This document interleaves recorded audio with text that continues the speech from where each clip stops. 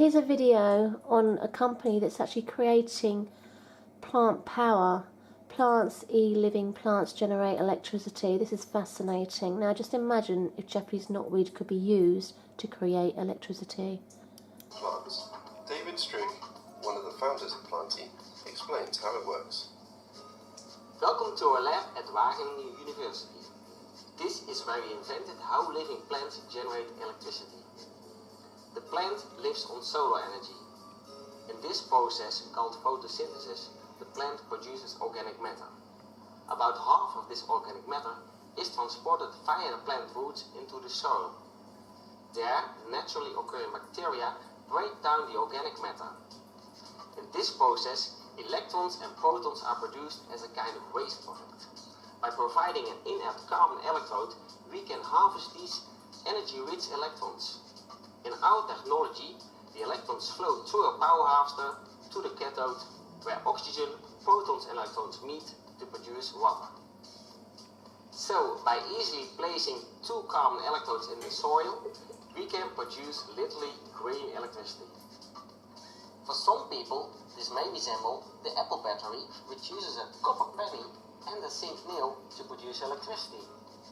However, the Apple battery consumes copper and zinc, which poisons the apple. So this is not sustainable. Planty technology is different. We make use of inert carbon electrodes, self-repairing plants and bacteria to make sustainable and clean electricity. So in short, Planty uses natural energy flows. All that is needed is light, carbon dioxide and water. In urban areas, for example, the roofs of houses and offices are extremely suitable. Equipped with this technology, these roofs always generate electricity, day or night, summer or winter. Sounds too good to be true? In Wageningen, the first green electricity roof has been realised. This is the first green electricity roof in the world. After years of development in the lab, we now build a first pilot plant here on the roof of the Netherlands Institute of Ecology. This is a modular system of 15 square meters, and it should be enough to charge your cell phone, for example. The nice thing of the green electricity roof is that it combines electricity production with the advantages of a green roof. For example, water storage and insulation of your building. After this first pilot plant, we will start building complete green electricity roofs, and they generate enough electricity to power half of your household. Green, clean and affordable. After successfully introducing green electricity roofs in urban areas, the ultimate goal is to accommodate every region in the world with Planty electricity. A good start would be to equip existing rice fields with Planty technology.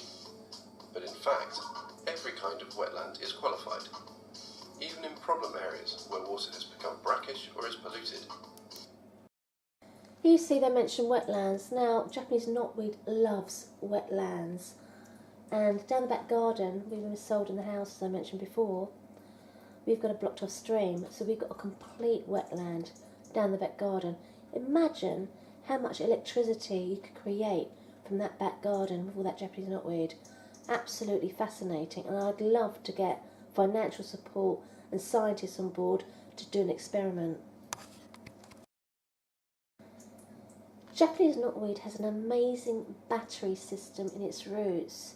Now, what if you could get funding to actually use this to create electricity? Imagine that. Imagine how powerful that could be.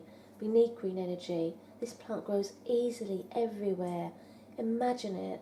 But then, if this happened, the big corporations wouldn't profit. It's obviously not through photosynthesis because there's no green tissue at that time.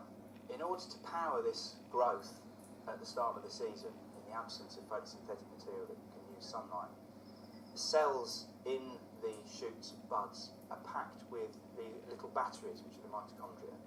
These mobilise the food store, the energy store, in the rooty biomass and in the shoots to power very rapid growth, and the energy that's stored in the root replenishes those little batteries, if you you like, to drive that incredibly rapid growth. Trying to understand how it generates so much energy from the very early stage where it's just a bud and it can grow up to 10 centimetres a day. So obviously this is a very important stage and we're trying to find out how the plant grows that quickly. What we have been doing is we've been using transmission electron microscopy to look actually inside the plant cells and to take a look at these batteries or powerhouses to see if there's more of them, which would make sense because there's a lot of energy being generated, using different techniques to see if they're used in a more effective way in order to generate this massive burst of energy that they have. Now I want you to watch this scientist. Now she's taking through the Japanese knotweed with a root. It's not covered in a bag or anything. It's just free. I mean, if it was that bad, why wouldn't they be covering the root up? That's what I want to know. Using different techniques to see if they're used in a more effective way in order to generate this massive burst of energy that they have. Using the plants I have in the greenhouse, I have been setting up cell cultures, so growing plant cells in a liquid medium. Taking bits of the plant leaves, we can grow the cells in suspension so that we can test how respiration works by taking it out of the actual plant and putting it in a laboratory environment. The battery. Now they're saying that basically this plant grows through houses, etc., etc. Surely, if they're so worried about it, they would have covered the root with a black bag before taking it into the lab. So, I mean, these are questions you have to ask yourself. When I purchased this house, the owners of this house actually hid the fact that he had Japanese knotweed. And, you know, they cut it all back, etc.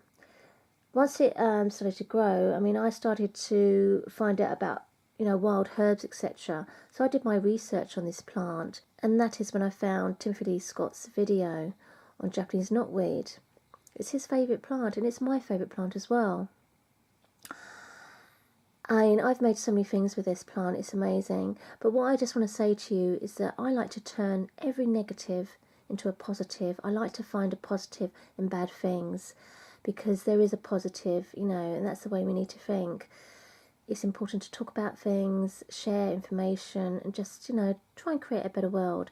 So anyway, I'm going to read a part of this book to you about Japanese knotweed. Now, if you go to page 223 on Japanese knotweed, you'll see this insert here, and I'm just going to read it out to you.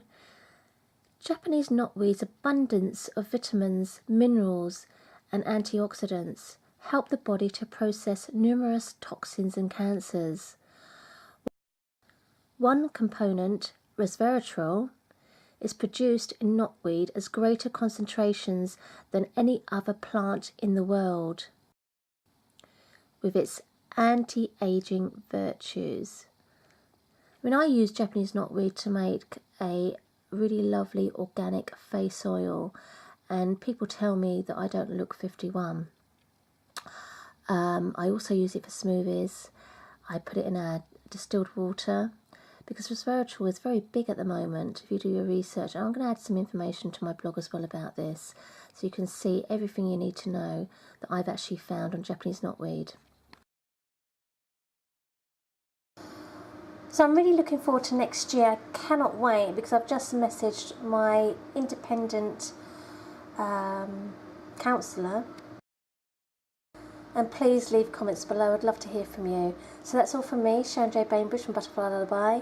Have a great week. Bye-bye.